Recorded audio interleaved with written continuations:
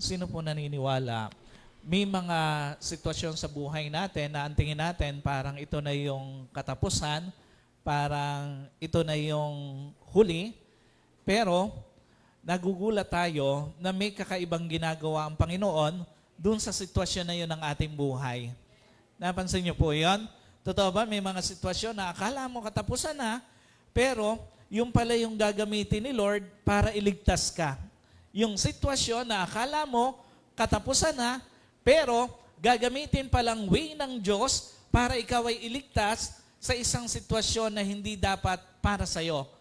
Alam niyo po, totoo ba minsan, yung panloloko sa'yo, yung pangiiwan sa'yo ng asawa mo, ng boyfriend mo, ng girlfriend mo, o ng sino mang minahal mo, yung pala ang gagamitin ni Lord para iligtas ka sa maling tao.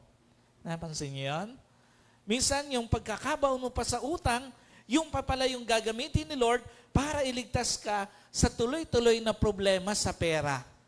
And at the same time, pansinin nyo, minsan yung pagkakatanggal mo pa sa isang trabaho, yung pala yung gagamitin ni Lord para iligtas ka sa isang karir na hindi talaga para sa'yo. At totoo ba minsan, yung pampagkakasakit mo pa, ang gagamitin ni Lord para iligtas ka sa mas maagang pagkawala sa mundo. What's the point? Sometimes, the things that we see as an endpoint of our journey becomes a surprise story of new beginning. Napansin niyo yan? Yung akala mo, eto na yung katapusan mo, pero isa pala siyang surprise story ng bagong simula ng buhay mo. Sometimes, the things that we see as a losing point of our journey become a surprise story of bouncing back. Napansin niyo yan? Minsan yung akala mo, talo na, bagsak na, wala na, tapos na. Pero surpresang simula pala yon ng totoong pagbangon sa buhay mo. And sometimes, the things that we see as a surprising point or suffering point in our journey becomes a surprise story of relief.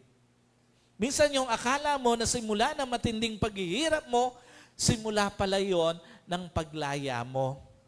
Pansinin mo, kung hindi ka niloko, kung hindi ka iniwan ng kokonti ang isip na asawa mo o ng boyfriend mo, ng girlfriend mo, sana hindi ka nakalaya sa maling tao. Napansin niyo yan? Pansinin mo, kung hindi ka pa nabaon sa utang, hindi mo pa marirealize na may dapat ka nang ihinto sa buhay mo. At kung hindi ka pa natanggal sa isang trabaho dahil sa mga workmate mo na parang mga tagapagmana ng kumpanya, hindi ka pa mapupunta doon sa isang career na deserve mo sa buhay mo. At pansinin mo, kung hindi ka pa nagkasakit, hindi mo pa babaguhin yung lifestyle mo, hindi mo pa babaguhin yung eating habit mo, na kung hindi ka nagkasakit, malabo mong babaguhin. Totoo po ba yun? Sa maraming mga tao, na kung hindi pa nagkasakit, hindi pa babaguhin yung lifestyle nila. Hindi pa babaguhin yung kanilang mga eating habit. At the same time, kung hindi ka pa nagkasakit at hindi mo na bago yung lifestyle mo, baka maaga kayong nag-meet ng Panginoon. What's the point? Kaya nga dapat tama yung maging pagtanaw natin doon sa bawat problemang dumarating sa ating marriage, sa ating relasyon. Dapat tama ang maging pagtanaw natin sa bawat problemang dumarating sa ating pinansyal. Dapat tama ang maging pagtanaw natin sa bawat problemang dumarating sa ating karir at maging sa ating kalusugan o sa ating pagkakasakit. Alam niyo po, ito kasi yung magdidetermine kung paano mo siya haharapin ng tama.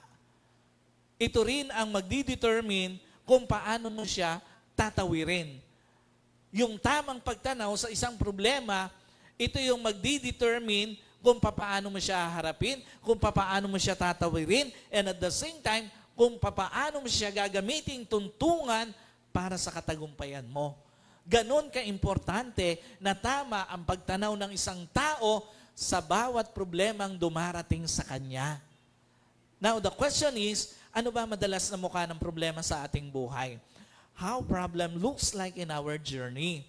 Alam niyo po, unang-una, sometimes your problem looks like no way out.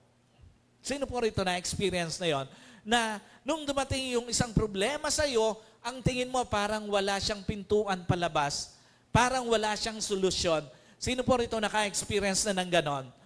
Alam niyo po, minsan may mga problema ka na parang wala talagang solusyon eh. At totoo ba, minsan may mga problema ka na para talagang wala kang makitang pintuan palabas. At sino po aminado, minsan yung problemang meron ka, parang ang hirap hanapan ng solusyon. Yung tipong niloko ka na, iniwan ka pa ng asawa mo, tapos yung mga anak mo, kailangan mo pang arugain, kailangan mo pang itaguyod. Yung tipong nalugi ka na nga, yung business mo, tapos ang dami mo pang iniwang utang o naipong utang. Yung tipong nawalan ka na nga ng trabaho, tapos sinisisi ka pa ng asawa mo, sinisisi ka pa ng mga magulang mo. At yung tipong nagkasakit ka na nga, naubos pa yung ipon mo, may utang ka pa. Pansinin nyo yung mga Israelites dito sa Exodus chapter 14 verse 10. Ang sabi rito, nang ang paraon ay papalapit na, tumingin sa likuran ang mga anak ni Israel at nakita ang mga Ehipsyo ay sumusunod sa kanila, sila'y lubhang natakot. Ang mga anak ni Israel ay tumawag sa Panginoon. Ano tinuturo nito?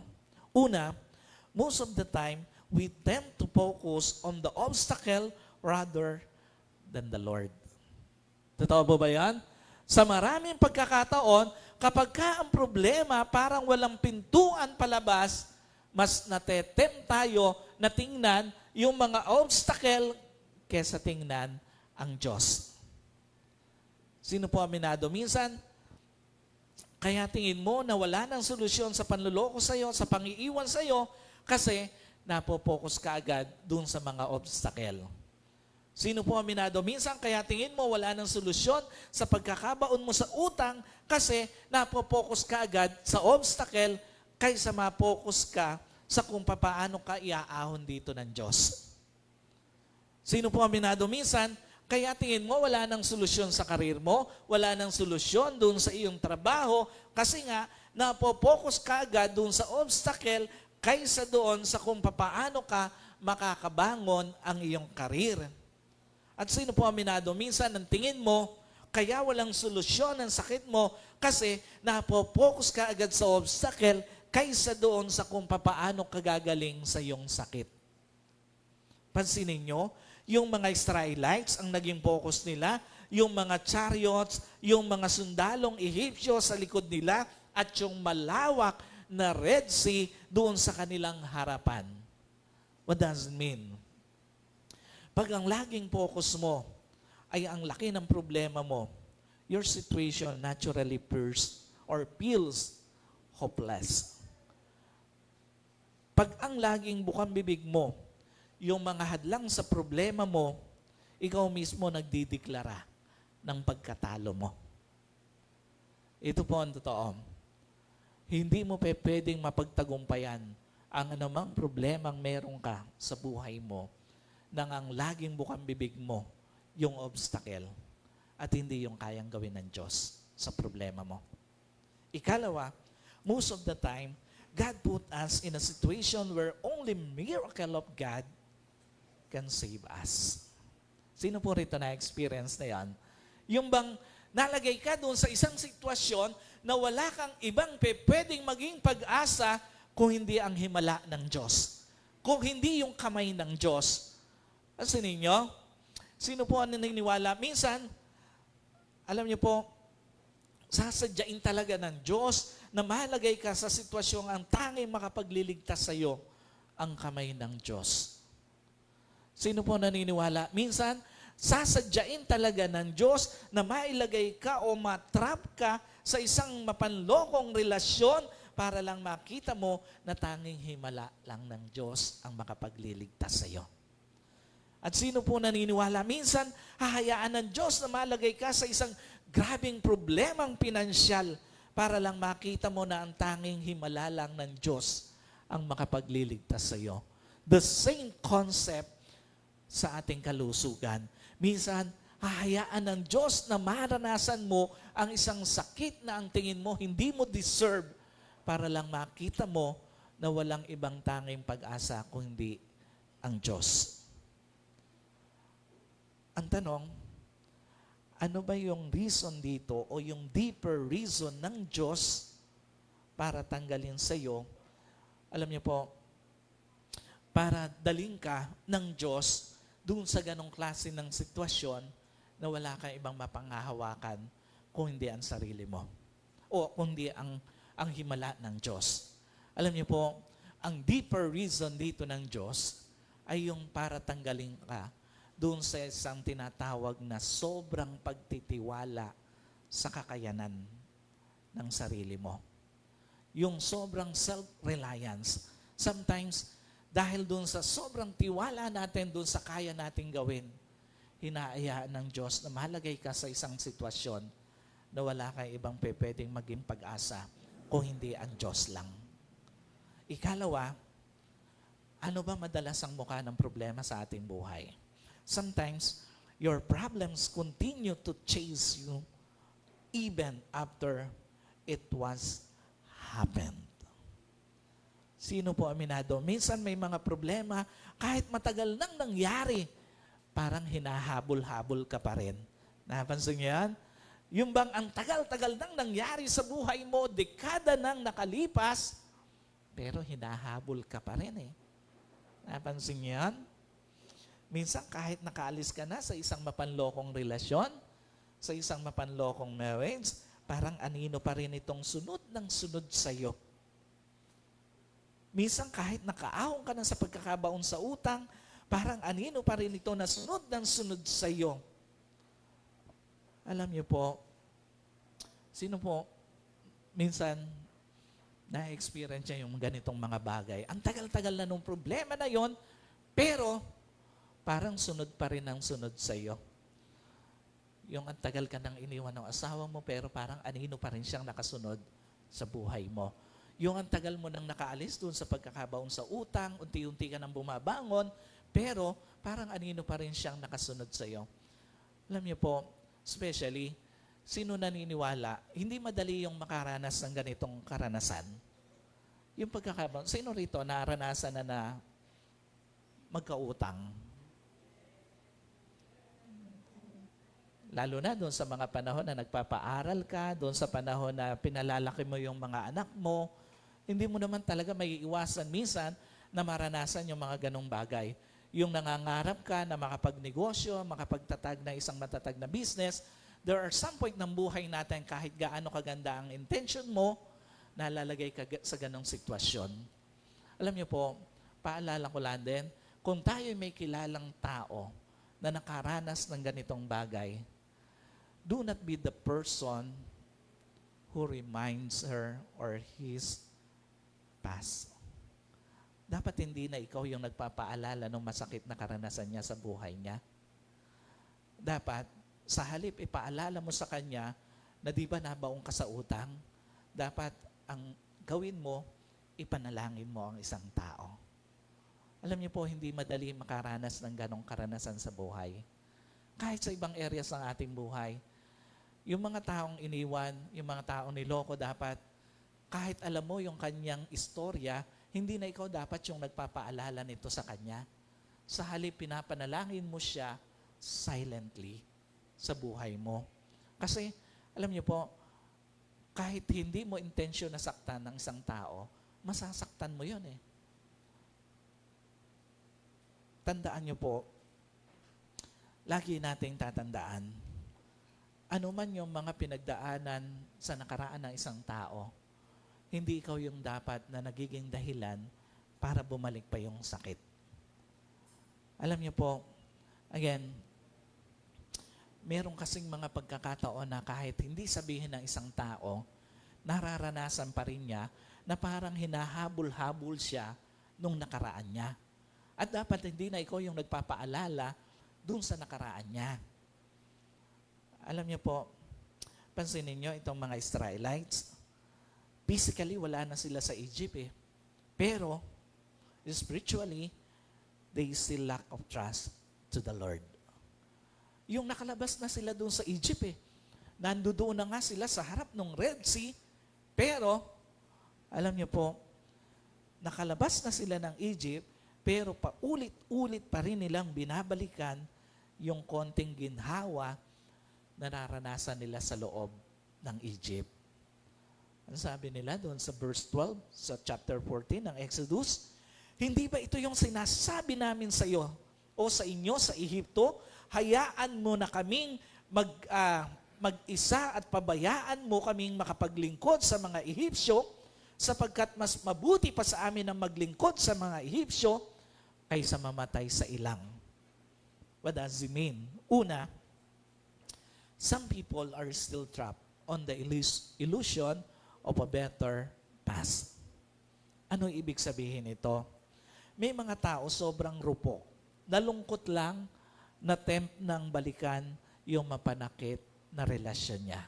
Totoo mo ba yan? May mga tao pagka nalungkot, kahit na ang tagal-tagal na nasaktan sa isang relasyon, nalungkot lang, gusto nang balikan yung kanyang mapanakit na relasyon. Napansin niyo yun? May mga tao parang sobrang rupok. Malungkot lang o nalungkot lang, gusto nang balikan yung kanyang nakaraan. Totoo ba may mga tao, ang hinang manindigan, na pressure lang ng konti sa pera, gusto na naman balikan yung pangungutang sa sobra-sobrang patubo. Totoo ba may mga tao, nag-crave lang ng konti doon sa mga dating nakakain, kahit na bawal, kakainin pa rin. Napansin niyo po yan? Ako po kagabi ay 2:00 nata nakatulog. Kasi sobra yung aking acid. Pagka naramdaman kong nakakatulog na ako, parang humihinto na yung paghinga ko. Kaya pinilit ko na lang magising. Kasi kami po kahapon, nung hapon, bumili ng mga gamit ni Pastora Ann. Dumaan kami sa binibila namin ng tinapay ni Ate Jess, doon sa bagong bakery sa Malolos, yung bagong Pag-asa. Ang sarap po ng mga tinapay doon. Pero bawal na po sa akin kasi yung pinilit pa rin niya akong bumili ng egg pie. Kumain ako ng kapraso. Alam niyo po yung kaprasong kinain ko na yon, ang katumbas nun hanggang ngayon, ina-acid ako. Sa totoo lang, hirap na hirap po ako magsalita dahil ina-acid ako dahil doon sa kaprasong egg pie na yon. Minsan, dahil nag-crave lang tayo doon sa dating nakakain natin, hindi natin alam, pwede maging kapalit pala nun, buhay natin. Isipin niyo yan, may mga tao, gaya nung katabi mo, ang rupok. Napansin niyo yan? At gaya nung nasa harap mo. Alam niyo po, may mga tao, pagdating naman doon sa kanilang karir, yung bang nahirapan lang magtrabaho, gusto nang balikan yung mga mapanlait na kasama sa trabaho. Alam niyo po, yung mga Israelites, ang tagal-tagal nilang pinahirapan doon sa Egypt eh. Kasi ninyo, 400 years silang inaalipin doon. Tapos nung dumating yung pagkakataon na sila'y inilabas na ng Panginoon, doon lang sa konting hirap at mga struggles na meron sila, gusto na nilang balikan yung 400 years na pagiging slave doon sa Egypt. Ano tinuturo dito sa atin ng Panginoon? Pag dumating na yung matinding pressure, our mind often romanticized familiar, comfortable routine in the past. Kahit pa naging toxic na ito. Pansinin niyo po? Why? Kasi nga, just to avoid the pain of uncertainty, just to avoid the pain of another rejection, and just to avoid the pain of another humiliation. Kasi ang tingin natin, parang mas masakit yung hindi mo alam kung ano yung nag-iintay pa doon sa susunod sa iyo. Kaya may mga tao, ang decision nila, bumalik na lang doon sa dati eh. Balikan na lang yung mapanlokong relasyon, balikan na lang yung pangutang, balikan na lang yung hindi niya deserve na company, balikan na lang yung maling lifestyle sa buhay. Alam niyo po, ito ang lagi nating tatandaan. Pag dumarating ang matinding pressure, lagi nating i-rebuke sa isipan natin yung bang kakapirasong hinhawa na dinala sa atin ng nakaraan sa buhay natin. Ikalawa, some people easily distorted their painful memories by panic. Totoo po ba? May mga tao, ang daming makalimot pag dinadapuan na ng panic attack. Napansin niyo yan? Yung mga Israelites, nung magpanic, agad-agad nakalimutan yung mga himalang ginawa ng Diyos sa kanila. Nung nagpanic na sila, dahil doon sa lalim, sa lawak ng Red Sea, nakalimutan na nila yung napakaraming himala na ginawa ng Diyos bago sila nakalabas ng Egypt. Ano tinuturo nito? Don't let panic distort memories of God's precious or previous deliverance sa buhay mo. Don't let panic distort memories of God's previous favor sa buhay mo. And don't let panic distort memories of God's previous miracles in your journey. Huwag mong hahayaan na dahil doon sa panic, agad-agad mong makalimutan yung mga nakaraang pagliligtas sa iyo ng Diyos. Dahil lang sa panic, huwag mong hahayaan na agad-agad makalimutan mo yung mga nakalipas na paghihimala ng Diyos sa buhay mo. Yung mga nakaraang favor ng Diyos sa buhay mo. At higit sa lahat, don't let panic na ibalik ka sa dati na hindi mo deserve. Relasyon man yan, financial status man yan, sa career man yan, o sa kalusugan mo man yan, o sa lifestyle mo man yan. Maniwala ka, kung inalis ka ng Diyos sa mapanakit at mapanlokong relasyon, may nakalaang tamang relasyon, tamang tao ang Diyos sa iyo. Hindi ka tatanggalin ng Diyos doon para pagkalipas ng ilang panahon, babalikan mo lang yon. No. Tatanggalin ka ng Diyos doon para daling ka sa tamang relasyon at sa tamang tao. Tandaan niyo po, maniwala ka, inalis ka ng Diyos sa pagkakabaon mo sa utang, tiyak may sapat na nakalaang provision ng Diyos para manatili kang malaya sa pagkakabaon sa utang. At maniwala ka, kung inalis ka ng Diyos sa toxic na workplace mo, tiyak may nakalaang maganda at peaceful na trabaho ang Diyos sa iyo. At kung inalis ka ng Diyos sa dating sakit mo, tiyak sapat ang nakalaang pagpapagaling ng Diyos sa iyo. So another roots of problem in our journey, sometimes your problems seems too unfair for you to experience. Sino po rito aminado? May point or may mga instances ng buhay na pakiramdam mo, hindi mo deserve yung problema na yon. Totoo po ba? May mga pagkakataon, ang tingin natin, hindi natin deserve yung pinagdadaanan natin. Hindi natin deserve yung ipinaranas ng Diyos sa atin. Alam niyo po, sino aminado? At some point ng buhay mo na itanong mo, bakit ako pa? Bakit ikaw pa yung nasira ang marriage?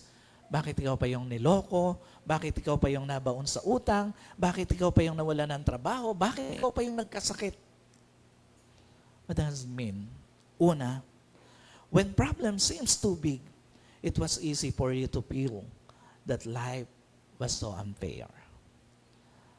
Alam niyo po, pag ang laki-laki ng kinakaharap mong problema, mas madali sa iyong maramdaman na sobrang unfair ang buhay.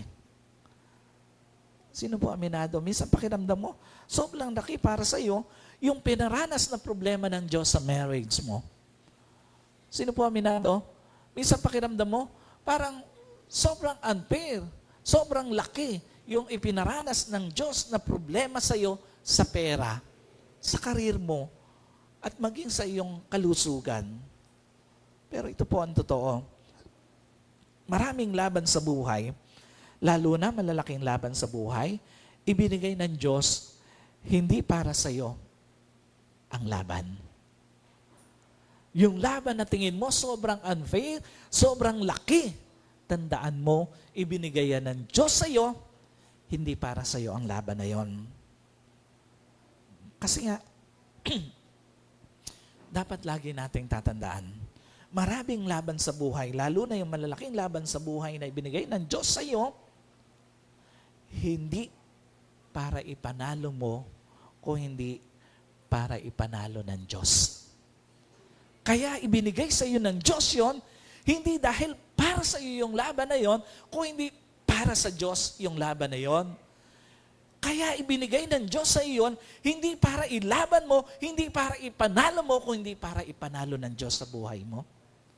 Kaya nga ang sabi doon sa verse 13 and 14, huwag kayong matakot, magpakatatag kayo, at masdan ninyo ang pagliligtas ng Panginoon.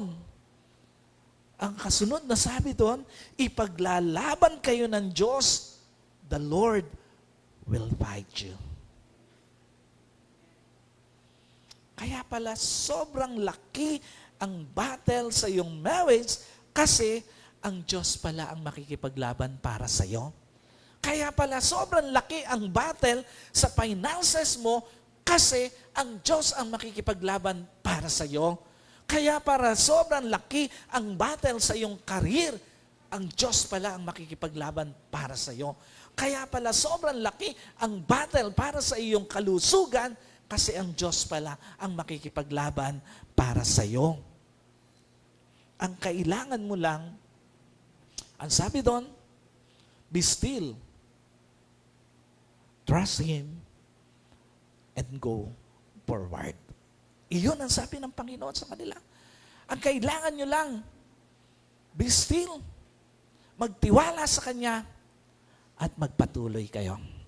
Now, the question is, paano nga ba pumayapa, magtiwala, at magpatuloy sa gitna ng matinding laban sa buhay? How to be still, trust, and go forward in the midst of great battle in life. Number one, tandaan mo, yung akala mo katapusan na, pero hindi sa Diyos. Totoo ba? Madalas yung akala mo katapusan na, pero hindi pala sa part ng Diyos. Maaaring sa part mo, ang tingin mo, katapusan mo na yon, hindi ka nasasaya, hindi ka naliligaya, hindi ka na makakaahon sa utang, hindi ka nagagaling, hindi ka na magtatrabaho. Pero sa part pala ng Diyos, hindi pa tapos. Pansinin niyo yung mga Israelite, sa isip nila, sa puso nila, tapos na sila eh. Kasi nga, sa likod nila, yung mga Egyptian army. Sa harap nila, yung malalim na Red Sea, yung malawak na Red Sea. So humanly speaking, tapos na nga sila. But sino naniniwala, hindi sila ilalabas ng Diyos sa Egypt at hahayaan na lang silang malupig ng Egyptian army? Totoo ba yan? Hindi sila hahayaan ng Diyos na ang daming himala ng Diyos na ginawa para lang mailabas sila doon sa Egypt at pagkatapos, mamamatay lang silang lahat doon at malulunod doon sa Red Sea. No. What does it mean? Una, sometimes, what looks like end is just a way of God to present His protection. Sino po naniniwala? Minsan yung akala mo katapusan mo na, paraan lang pala yun ng Diyos para ipakita niya sa iyo kung paano kanya poproteksyonan. Kasi ninyo, maraming tao, sa pinakamadilim na chapter ng marriage niya, doon niya naramdaman yung malalim na pag-iingat ng Diyos. Kasi ninyo, maraming tao, sa pinakamadilim na chapter ng kanyang finances, doon niya mas naramdaman yung mahigpit na yakap ng Diyos. At pansinin nyo, may mga tao sa pinakamadilim na chapter ng kanyang karir, ng kanyang pagtatrabaho, doon niya mas naramdaman na kakampi niya ang Diyos. At pansinin nyo, maraming tao sa pinakamadilim na chapter ng pagkakasakit niya, doon niya mas naramdaman ang pagsama ng Diyos sa kanyang buhay. Kaya nga hindi lahat ng akala mo katapusan ay katapusan na nga. Yung iba, pintuan pala ng pagpaparamdam ng protection ng Diyos sa iyo. Ikalawa, sometimes what looks like bind or end is just a way of God to present new chapter. Minsan yung akala mo katapusan na ng buong kwento, pero ang totoo, katapusan lang pala ng isang chapter to begin a new chapter and a better chapter. What does it mean? Minsan kahit masakit, hahayaan ng Diyos na tapusin ang kwento ng pagmamahal o ng pagmamahal mo sa isang tao. Sino po rito naranasan na yan? Yung masakit siya pero pinayagan ng Diyos eh. Totoo ba yan? Sino rito nagmahal na? Ang daming manhid dito. Sino rito naramdaman ng magmahal? At the same time, masaktan. Kasi nga, gaya po no, aking sinasabi, madalas, hindi ka pa pwedeng magmahal na hindi ka masasaktan. Kapag nagmahal ka, umasa ka, masasaktan ka. At ito ang totoo. Again, minsan, masakit man hahayaan ng Diyos na tapusin ang kwento ng pagmamahal mo sa isang tao para dalhin ka sa totoong magmamahal sa iyo. Minsan, kahit masakit, hahayaan ng Diyos na maubos lahat ng magpapautang sa iyo para palayain ka sa buhay na baon sa utang. Minsan, kahit masakit, hahayaan ng Diyos na parang nakikipagkita o makikipagkita ka na sa Panginoon para lang malaman o masimulan yung bagong lifestyle, bagong habit na makakabuti sa iyo. At minsan kahit masakit, tatanggalin ka ng Diyos sa isang trabaho na napamahal na sa iyo para lang makapagsimula ka sa isang trabaho o karir na hindi mo lang mamahalin o hindi mamahalin ka rin. So another thing, for us to be able na sa gitna ng isang matinding problema, makapag-move forward tayo, alam niyo po, tandaan mo, sa pinakamalalaking battle sa buhay mo, madalas, ang pinakakailangan mong gawin, ilagay ito sa kamay ng Diyos.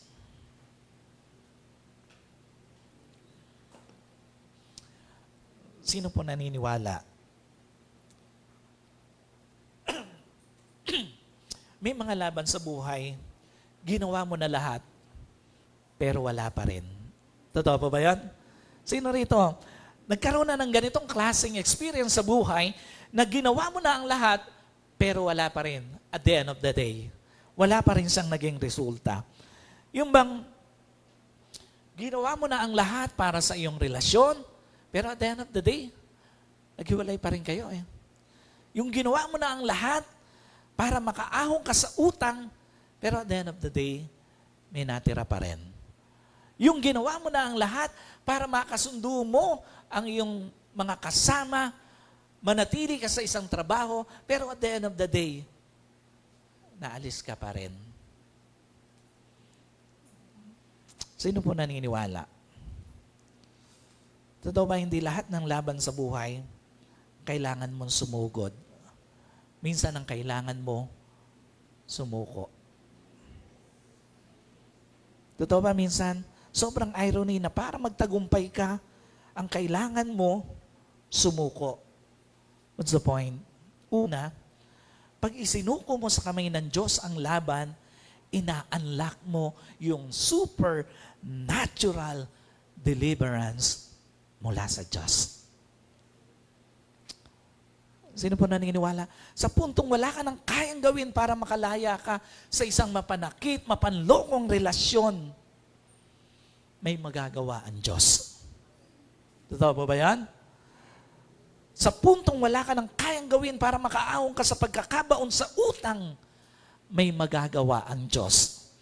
Sa puntong wala ka nang kayang gawin para magkaroon ka ng maayos na karir at trabaho, may magagawa ang Diyos. At sa puntong wala ka nang kayang gawin para gumaling ka, may magagawa ang Diyos.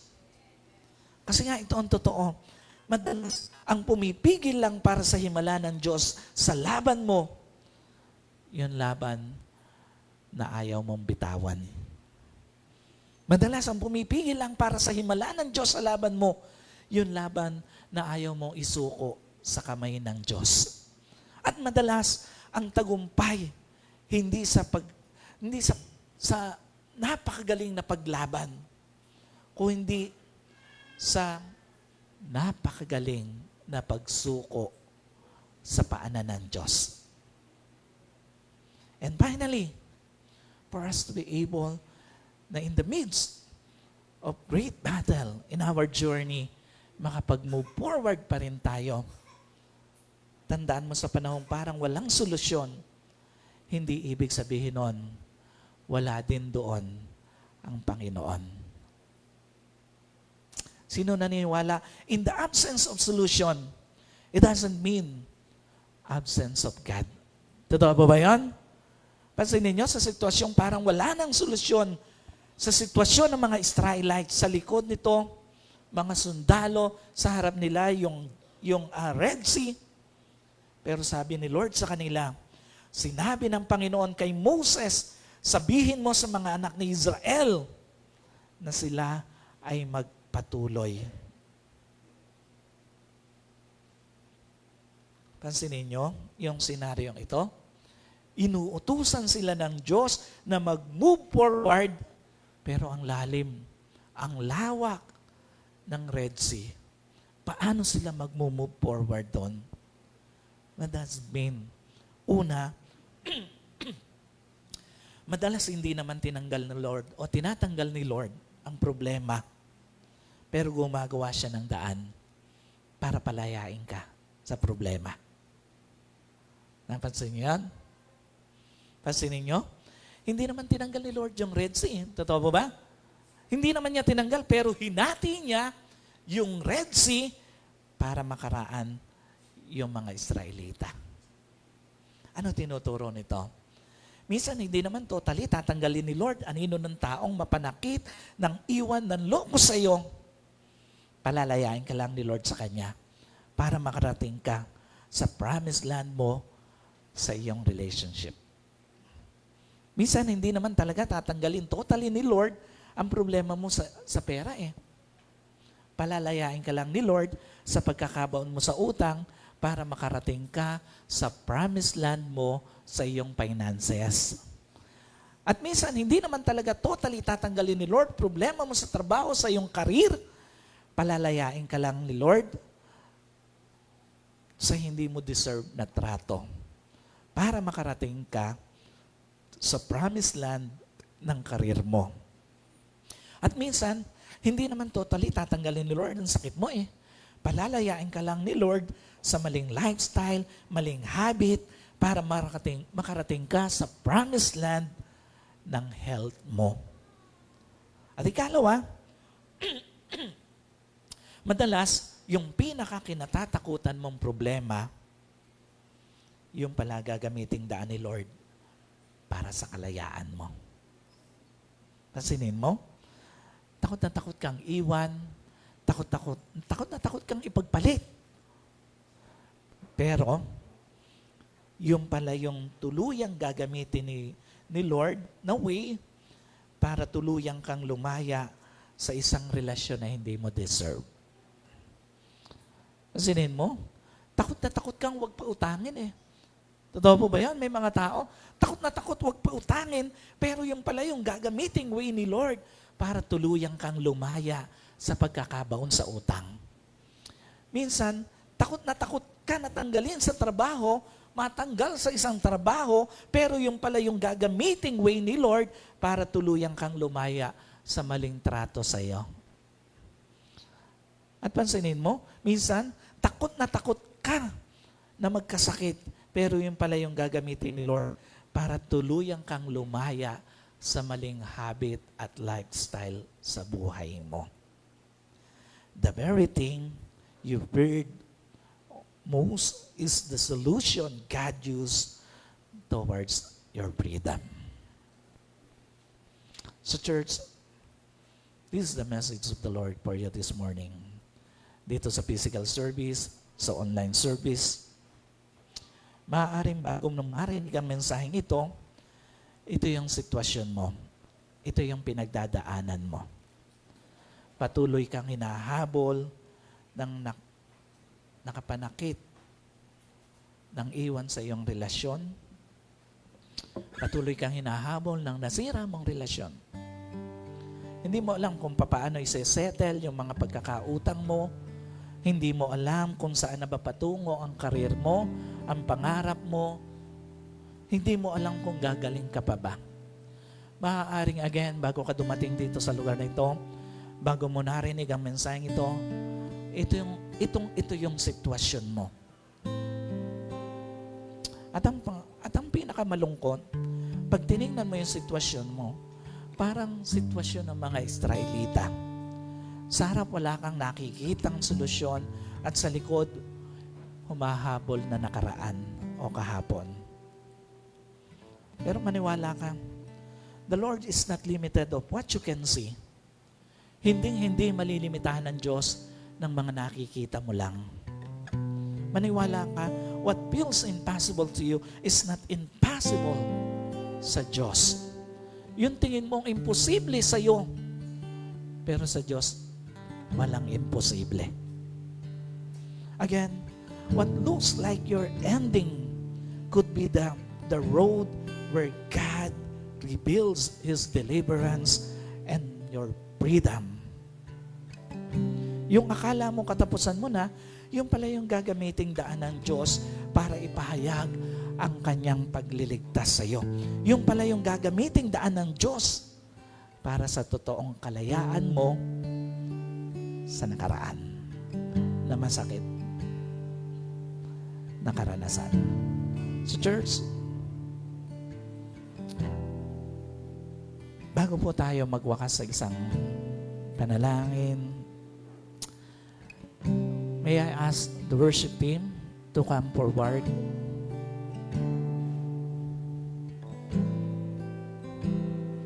For the Holy Spirit wants to continue to bless us.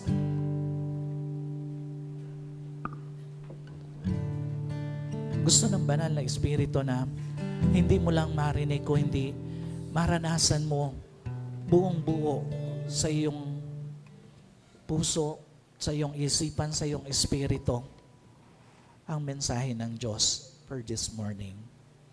Nalalabas ka sa lugar na ito, nabitbit mo ang bunga ng narinig mong mensahe at ang pagkilos ng banal na Espiritu sa buhay mo.